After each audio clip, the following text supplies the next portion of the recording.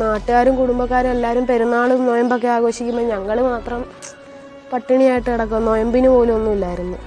പിന്നെ പെരുന്നാൾ കഷ്ടമാണ്. അപ്പുറത്തുനിന്ന് വല്ലതും തന്നതേ ഉള്ളൂ, എല്ലാം ഒന്നുമില്ല.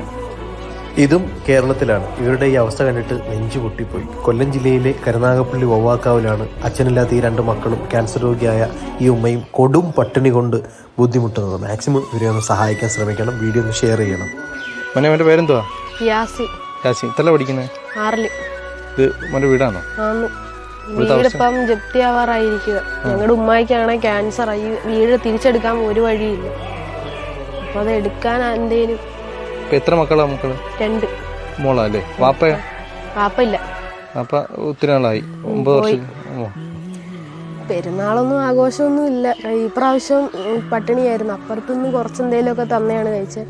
പിന്നെ ഈ വീടെടുക്കാൻ എന്തെങ്കിലും മാർഗം ഉണ്ടെങ്കിൽ അത്. ഈ വീട് ഇപ്പം എന്തോ നിലവിലെ അവസ്ഥ? ഈ വീടിൻ്റെ ഭയങ്കര വലിയ അവസ്ഥ. ഒന്നുമില്ല, പട്ടിണിയാണ്. അപ്പുറത്തുനിന്ന് വല്ലതും കിട്ടുന്നതെങ്കിൽ അതേ ഉള്ളു. പിന്നെ എന്തുവാ, ഇപ്പം ജപ്തി ആവാറായി കിടക്കുന്നു. അത് എടുക്കണം. സ്കൂൾ ഉറപ്പാവുന്നു. ഒന്നും മേടിക്കാൻ ബുക്കൊന്നും ഇല്ല. അങ്ങനെയൊക്കെ ഉമ്മ എവിടെ കാണിക്കുന്നത്? വണ്ടാണം RCCയിൽ. വണ്ടാണോ? തിരുവനന്തപുരം. തിരുവനന്തപുരം RCC.